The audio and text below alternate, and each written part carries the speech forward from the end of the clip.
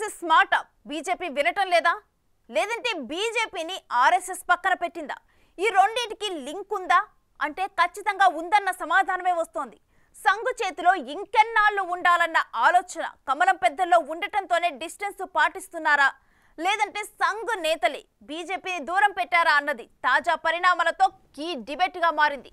మొదట్లో ఆర్ఎస్ఎస్ సహాయం అవసరం పడిందని, కానీ ఇప్పుడు బీజేపీ స్వయంగా అభివృద్ధి చెందిందని బీజేపీ జాతీయ అధ్యక్షుడు మే నెలలో చేసిన కామెంట్స్ సంఘు పరివారంలో అంతర్గత మంటలు చల్లార్చలేకపోయాయి. చివరికి ఎంతో చెప్పుకున్న అయోధ్యలో బీజేపీ ఓటమి కూడా ఇప్పుడు పెద్ద డిబేట్కు దారితీసింది.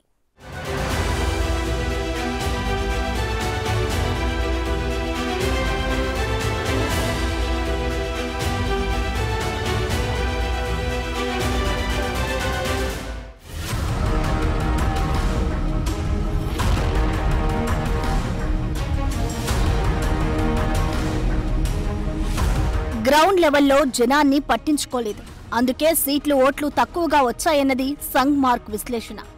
ఇది నిజమే అన్నట్లుగా యూపీలోని ఫైజాబాద్ సీటు ఓటమి కీలకంగా మారింది. ఎందుకంటే అయోధ్య ఉన్నది ఈ నియోజకవర్గం పరిధిలోనే. ఎంత గొప్పగా అయోధ్య రామాలయం నిర్మించామని బీజేపీ ఎన్నికల ప్రచారంలో చెప్పుకుంది. ఆలయం పూర్తి కాకముందే ప్రారంభించారని, ఎన్నికల కోసమే ఇలా చేశారని, గిరిజన మహిళ అయిన రాష్ట్రపతిని పిలవలేదని ఇలాంటి విమర్శలు వచ్చినా పక్కన పెట్టి క్రతువు పూర్తి చేశారు మోడీ. ఇందులో అసలు పాయింట్ ఏంటంటే, రాష్ట్రీయ స్వయం సేవక్ సంఘ్ సర్ సంఘ్ చాలక్ మోహన్ భగవత్ ను వెంటబెట్టుకుని ఆలయంలో బాలరాముడి విగ్రహ ప్రతిష్ఠా కార్యక్రమంలో మోడీ పాల్గొన్నారు. మోడీతో భగవత్ ఓ కార్యక్రమంలో పాల్గొనడం చాన్నాళ్ల తర్వాత అదే తొలిసారి.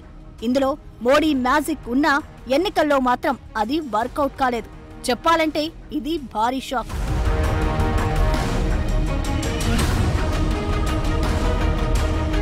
అయోధ్య రామాలయం ఉన్న ఫైజాబాద్ సీటును బీజేపీ గెలుచుకోకపోవడానికి 1,00,000 కారణాలు ఉన్నాయని సాధు సంతులు తీవ్రస్థాయిలో బీజేపీ హైకమాండ్ పై దుమ్మెత్తిపోశారు.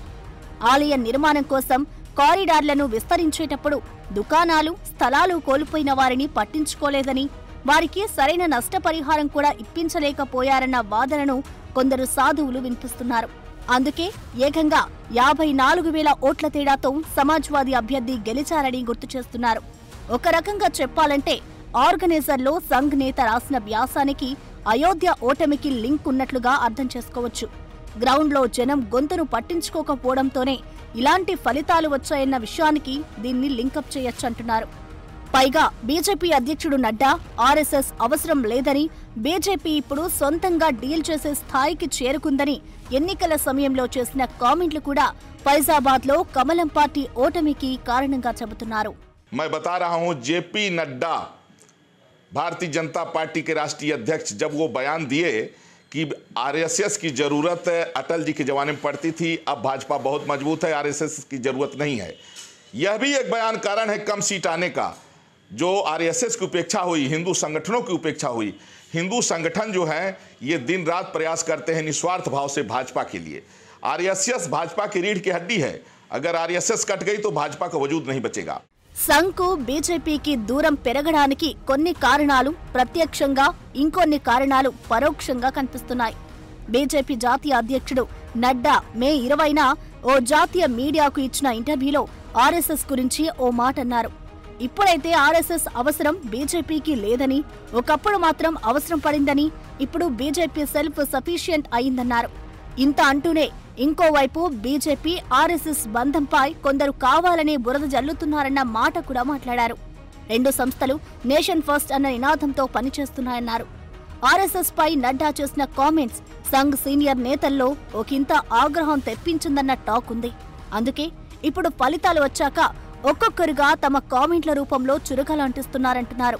సో అవసరం ఉన్నప్పుడు ఒకలా, అవసరం తీరాక మరోలా ఏంటన్న చర్చ సంఘులో నడుస్తోంది. ఇది నిజంగా సంఘర్షణేనా, లేదంటే ఇంటర్నల్ మ్యాటర్ ఏదైనా ఉందా అన్న చర్చ కూడా ఉంది.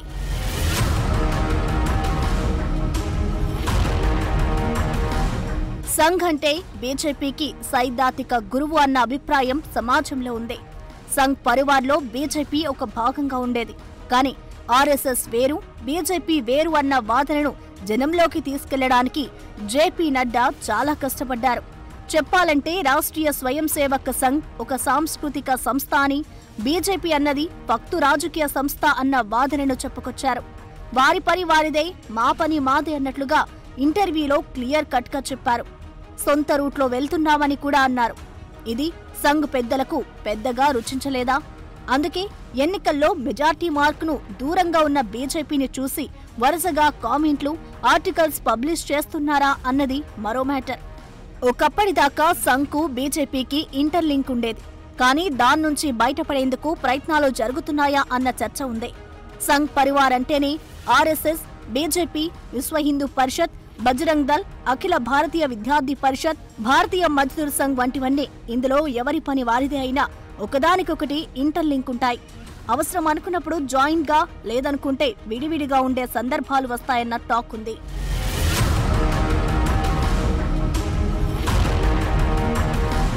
ఆర్ఎస్ఎస్ రాజ్యాంగంలో ఒక పాయింట్ ఉంది. అందులోని ఆర్టికల్ 4లో సంఘ్కు రాజకీయాలు లేవు, అదే సమయంలో పూర్తిగా సాంస్కృతిక కార్యక్రమాలకు అంకితం అన్న ప్రస్తావన ఉంది. కానీ కొన్ని సందర్భాల్లో ఆ మాటకు దాటి వ్యవహరించడం కూడా కీలకంగా చూడాల్సిన పాయింట్.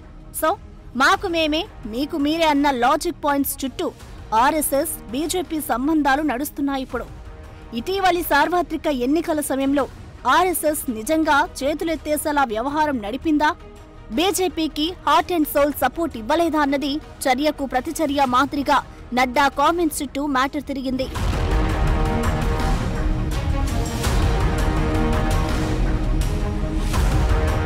రెండు 2019లో బీజేపీ సొంతంగా మెజార్టీ మార్క్ సాధించిన తర్వాత సంఘ్ పెద్దలను పూర్తిగా పక్కన పెట్టారన్నది ఓ పాయింట్. అప్పుడు నాగ్పూర్, అహ్మదాబాద్ మధ్య మ్యాటర్ కేంద్రీకృతమైందంటున్నారు సంఘ్ గురించి తెలిసిన వారు. 2014 సార్వత్రిక ఎన్నికల్లో ఆర్ఎస్ఎస్ తన అనుబంధ సంఘాలన్నిటినీ మోడీ కోసం సమీకరించిందంటారు. సీన్ కట్ చేస్తే అధికారం ఒకవైపే కేంద్రీకృతమవ్వడం, ఒకే వ్యక్తి చుట్టూ పవర్ తిరగడం ఓ దశలో సీనియర్ సంఘ్ నేతల్లో చర్చనీయాంశమైంది. అంతెందుకు, మొన్నటి ఎన్నికల్లో రిలీజ్ చేసిన మేనిఫెస్టో కవర్ టైటిల్ మోడీకి గ్యారంటీ అని చెప్పడం, ఇదే సందేశంతో ఎన్నికల్లోకి వెళ్లడం. నిజానికి యూపీ, బెంగాల్ చాలా కీలకమైన రాష్ట్రాలు. కానీ అక్కడ సంఘ్ పూర్తిగా దూరంగా ఉండడం వల్లే బీజేపీకి చాలా తక్కువ సీట్లు వచ్చాయన్న విశ్లేషణ కూడా నడుస్తోంది. మొత్తంగా ఈ రెండు సంస్థల సంబంధ బాంధవ్యాలు, తాజా వాగ్బానాలు చాలా ప్రశ్నలను తెరపైకి తీసుకొస్తున్నాయి. ఓవైపు ఇంత జరుగుతున్నా బీజేపీలో ఉన్న చాలా మంది నేతలకు సంఘ్ బ్యాక్గ్రౌండే ఉండడం మరో కీలకాంశం. ప్రధాని మోడీ సహా. అయితే ఇప్పటికిప్పుడు వైరుధ్యమే ఉన్నా పూర్తిస్థాయి తెగదింపులు అన్నది అసాధ్యమే.